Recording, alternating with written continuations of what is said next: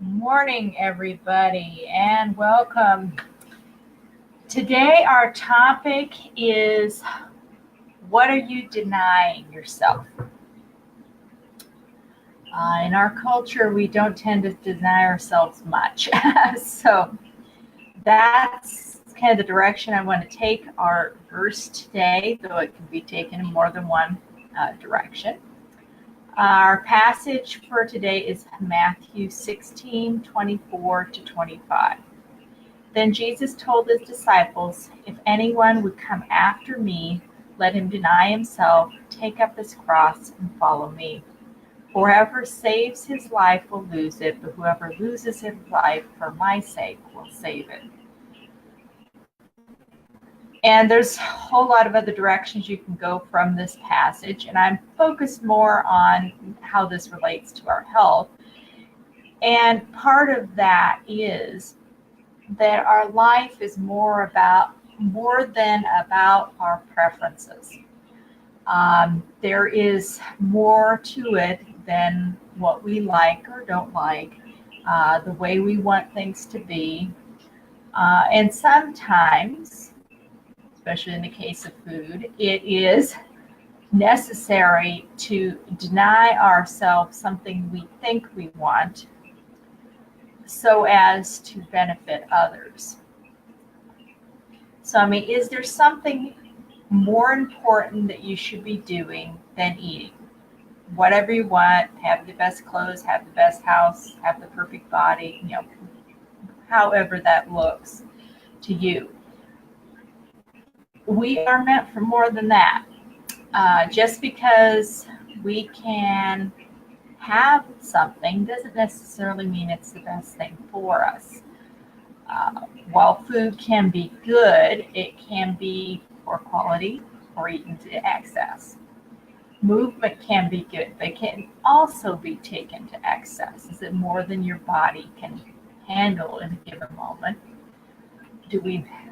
We all need rest, and that can certainly look like sleep and getting enough of it, but it also can look like eating. Sometimes we need to let our gut rest and repair, and that can have to do with how long you're going between meals and how much snacking you're doing. So, how long are you going between meals? 5 minutes, or is it maybe several hours? There's a wide variety on the continuum there. So I would encourage you to try going a little longer than you're going in between. Give your stomach a chance to digest what's in it. It does take, depending on what you ate, it can take a couple hours for the food to actually leave the stomach. And if you throw down new stuff, then that's your timeline of digestion just got completely thrown off. So besides the fact that your stomach didn't get a break, which is another issue. So that is our thought for the day. And our recipe for today is, for the season, is apple scones. It makes like 6 pretty good size scones. Of varying sizes unless you're really good at getting it cut even. It takes 3 cups of almond flour, or in this case, I used almond meal.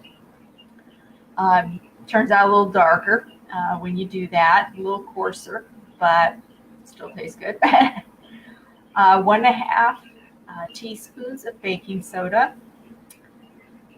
1/4 teaspoon of Celtic Sea Salt, 4 tablespoons of organic unsalted butter, cold, and cut into pieces somewhat.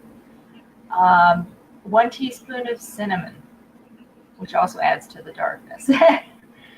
2 organic free-range eggs, 2 tablespoons of apple cider vinegar, non-pasteurized, 1/4 cup of organic unsweetened applesauce, and 1 small organic apple cut in thin pieces. I had a little bit bigger apple. I used kind of 3/4 of it when I was making this. You start off by preheating the oven to 350. Put a parchment sheet on your cookie sheet and make sure nothing's sticking to it. Mix your almond flour, baking soda, salt, cinnamon in a large bowl. That's your dry ingredients. And then use a pastry cutter or a pair of knives to work the butter into the flour until you can create, a crumbly mixture.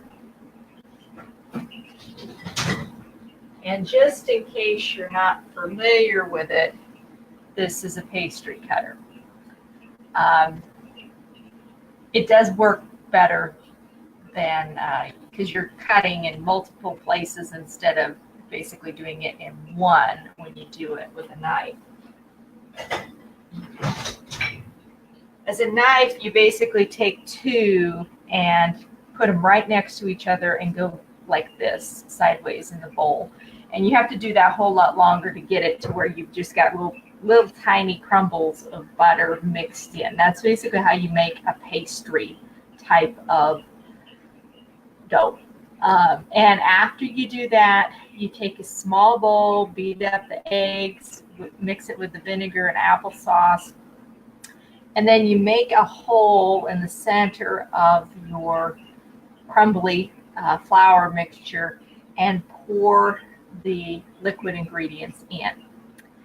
And you can gently work that in to where you actually, have a dough and all the dry is worked in.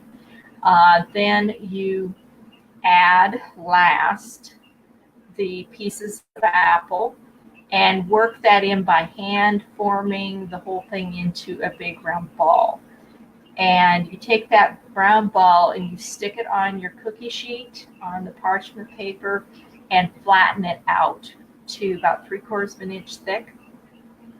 And then you cut it, down the center. And this is one instance where going into 8s might be a little easier than going into 6. It's a little hard to, I have the same problem cutting pizza. But, then after you do your half, then you have to do 2 angled ones, trying to get it even that direction or to get your 6th. After you've got 6 pieces, then I just went ahead, kept it on the same cookie sheet and just pulled them apart so that the heat can get all the way around them. Actually used a spatula and put some oil on it so it wasn't sticking too bad, and just pull them out and pull them a little farther apart so they could cook. And put it in the oven for 20-25 minutes. You can rotate the tray, about halfway, depending on your oven, how good a job it does, if you want to make sure that, it's being cooked evenly all the way through. But at the end, you want to they'll be golden brown. Obviously, it's a little darker brown if you use almond meal. Put in a toothpick, and it will come out clean when it's actually done. And then you just let it cool on a wire rack so that the air can get underneath it. So after that, they're awesome hot with butter. And you can also stick them into a sealed container. It's going to keep them from getting too dried out in your refrigerator. Generally, they keep better if you put them in your refrigerator. If you want them further down, several days down the road, you can also freeze them to have them be even fresher tasting when you're eating them. So anyway, that is our recipe for today, this being apple season. And here is our scone. You can sort of see that. The chunks there on the side, those are bits of apple. I could have got my apple pieces maybe a little bit smaller, but anyway, it's a wedge. And I didn't end up with equal sizes this time, so still having perfected the 6th thing. But anyway, that is your scone for today. And food for thought. Next Tuesday, I will be back with actually another green drink recipe and another verse, of course. And I will also be sharing on Thursday in the email about kind of a new area that I'm developing. I've kind of talked a little bit about personal retreats, and I am starting to actually lead guided retreats for other people and helping them to have that same experience that I have.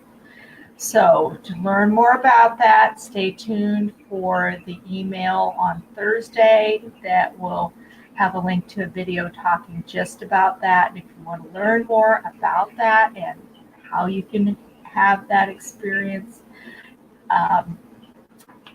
click on the link in the next email or in the same email if you're watching this not live. So I will see you in your inbox on Thursday and see you next Tuesday here on the Facebook Live. Have a great day, everybody.